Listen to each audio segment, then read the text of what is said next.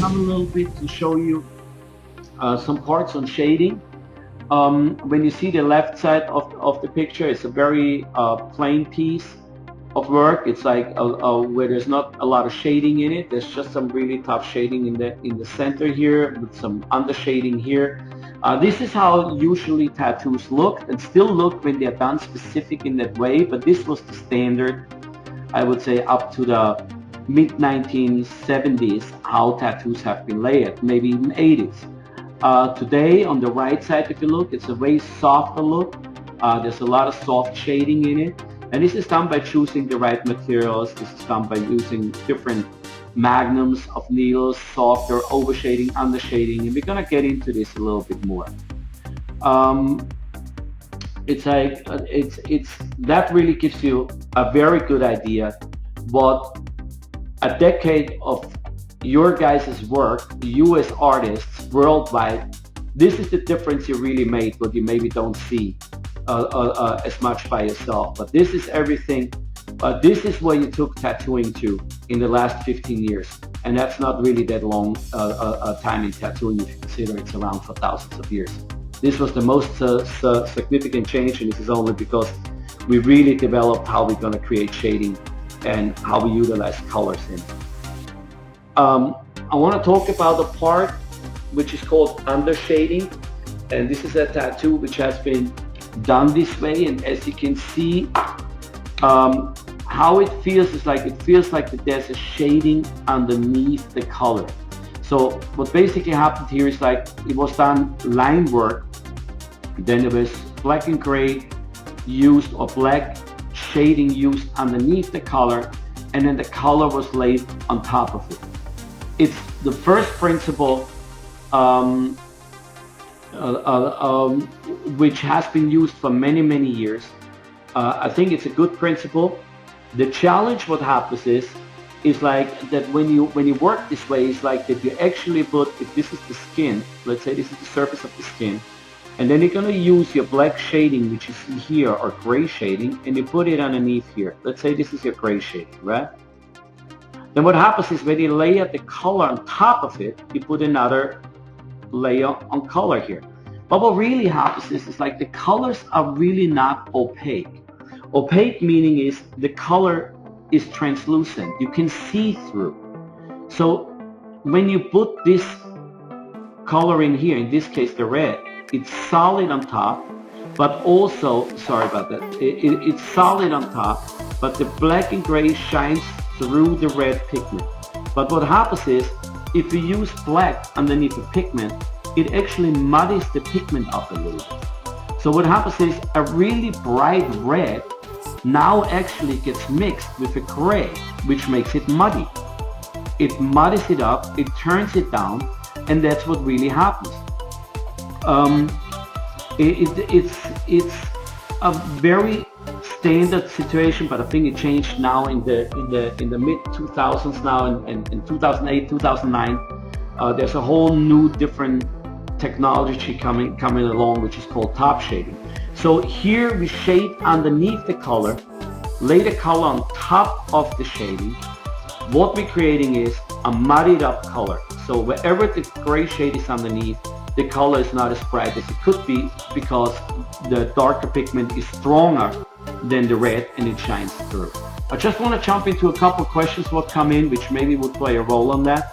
What do you think of using liners for colors? Yes, just make sure that the color is very thin. You need to make sure that you use a specific pigment which is manufactured for lining, because otherwise the pigment is too big. And for gray wash, do you run your machine slower or quicker? I think if you wanna do very, very light shading and you use a cutback liner, like what I showed you earlier in the machine, for the people who maybe forgot that in the meantime because there's too much information coming, this is this machine. If you have a setup like this, I would run the machine faster. That's what it's made for. A little faster, more punctuation, more surface coverage, but you need to use a lighter gray, which means more diluted, thinner in the black, more liquid, and not too deep, and the machine has to run soft. So maybe that answered your question a lot, or helps you out a little bit on this. I want to come to the top shading part. This, keep in mind, this was the undershading, where the gray lays underneath and the red on top. Now we come to top shading. This is done in the opposite way. As you see, the red lays in here and the black in here, which got put in, is stronger than in the old piece. The gray in here looks more, it's hidden, or the black which has been put in is more hidden underneath here. And when you look here, it seems like it sits on the top. That's the difference. It's that simple. So what happens here is like we shading in here. You see we put a red in here, and you see a little magenta section here. What basically happens is we put the red in first, and then we shade it on top of the red with the magenta. You have to do this very soft. Think about a feather is touching the skin. This is an ultimate knowledge to have, an absolute must. If you want to have that you become the best artist you can be, you need to learn this technique. It's essential, it's important, you need to know, and it will take you to newer heights. Keep in mind, when it goes in easy, it's going to heal bright. So whatever you lay over here, whatever you do, if you put this red in and you add that magenta on top of it, you should do it very soft so it goes in very, very easy. You see that black is just laid on top of that magenta, so that what happens is it's like very soft, and that's the reason why the black is that strong. Go back. When you go over here, you see how this black is more diluted. That's the difference. That's the difference in the strength of the color. Also, the undertone under this magenta is also red and not black. So what does this do? It makes our pigment brighter. It gets the support of the red on the magenta. So the magenta does not have a dark surface, not a grayish surface underneath. It has a red surface, which makes the color more consistent, more vivid, and more opaque. So that's an essential what you guys really should have, and it's gonna be like, it's gonna take your tattooing to a new heights if you try it. Just be very careful about it. What about staining lighter colors when using top shade technique? Very good question. Very, very, very good question. What happens is you need to use wet paper towels. You cannot dry wipe. Mark it down, write it down, put it on your mirror, put it on your workstation. Do not dry wipe. Dry wiping means, I don't want to give you a metaphor, but everybody has it in his head already. If it's dry, it's not good. So use a wet paper towel. Make sure it's moist. It shouldn't be soaked in liquid, but make sure it's soft. Use your cream on top, and you will see if you wipe very soft, really gentle. Be gentle. You don't have to be a rough tattoo artist anymore. It's not that way anymore. You don't have to be tough to have a tattoo. Okay? Make a choice. You want to give a great tattoo. The less damage to the skin you do, the less redness, the less trauma. It goes in easy. It heals bright. You're gonna be a new tattoo artist. It's like, and it also works with black. You just shade it on the surface. You wipe it very soft. The black will not go into the other color. Try it.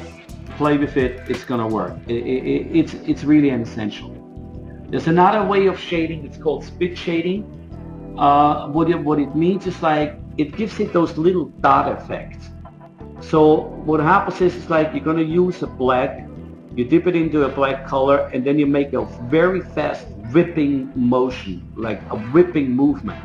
And that's spit shading. It's like it was an old technique used where they used a brush. And basically then when they wanted to make a shading, they take the brush with the finger and they brush over the top of the brush, and then it basically makes little spots on the paper. And it looked like somebody almost spit on it, right? So it's like, that's why it's called spit shading. So it's like, this is the technique, what happens when you use it. You can achieve this, where the easiest way to achieve this is with a flat. Because the flat has room between the needles, so it's like it's an individual. It goes like this, and if you wipe it over very fast, over the skin, and you go in a whipping motion over the skin. This is what's going to happen. At the end, there's going to be a couple little dots, and those dots are called spit shading. It mostly happens when you use a more consistent black. So you can't go and have a very diluted black, then you're not going to see the little dot in the skin. So this is mostly done with a dark gray or with a black which is diluted maybe for 20%. So it's a way which is used very time. It's used a lot in traditional tattooing. It's used a lot by tattooers which gonna try to create an old school effect, almost like what they had in the 50s and 60s with all the sailor tattoos. If you do a little research on that, and you look at Sailor Jerry tattoos, or you look Brooklyn Blackie, or you look at Bowery Stain, or you look at all these people, they have that kind of effect because that's how they work. Let me see what it says. There's another question what came in which I want to talk about. It's if we shade a brighter color on top of a darker one, is it a mistake or a must-do way of tattooing? No, it's not a mistake. Nothing in tattooing you do is a mistake. There is no really golden rules. We just try to create it right now. People like you and me, which are in this seminar, we try to create and try to figure out the ways what we can do. There's so much new technology, so many new colors, so many new people, so many new different skin people, like different color and different ethnic people, that we're still in a big learning phase. And that's why we're doing this, what we're doing here. We share open information for each other to get better for the industry. So it really is not like that anything is right or wrong. It's just like an experience we have. I would like to go a little bit to the next part, which now comes to the situation between dry and wet wiping. I want to show you something. The left side of this piece, this is a tattoo which has been done and has been dry wiped. And this is a fresh tattoo. This picture was taken immediately after the tattoo was finished. So as you see on the right side, there's no redness. There is no, almost no blood. There's actually no blood. It doesn't even look like the tattoo just has been done. You guys can see that everything is shaved off here. This is a fresh tattoo, completely fresh. It's done by me. And I'm just showing you this to make you understand what difference it makes if you dry wipe or wet wipe. This one, you see the redness here? This is gonna scar up. The skin is gonna be rough. The skin is gonna need more time to heal. This is the difference on it. And all these layers, all these top layers of the skin, this is only shaded a little bit. This is the difference. So this is what makes the difference. How do I ask a question? Just type in, there's a, I think that's on the bottom part. You can look at it and you just can send the question and then you can go from there.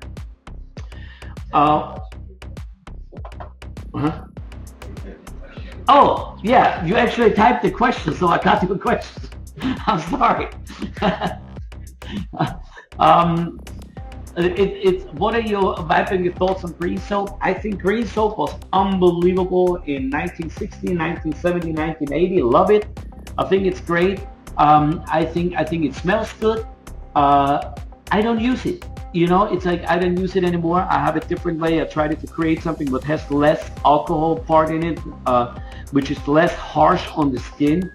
And there's products out there you can look at, you can buy. I think more and more tattoo artists are making different choices to find out how the redness of the skin goes down, and I think that's the biggest part of it. Yes, doesn't wet wiping make it more difficult to stretch the skin during tattooing? Absolutely. That's the reason why I said you should not have a really soaked paper towel.